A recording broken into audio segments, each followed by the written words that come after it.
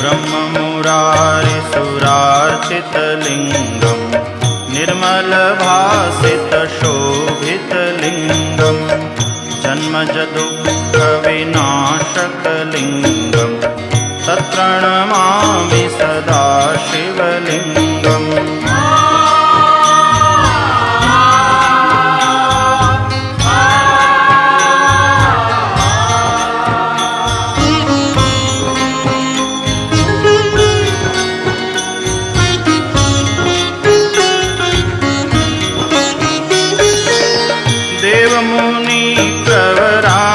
देवमुनिप्रवरार्चितलिङ्गं कामदहं करुणाकरलिङ्गं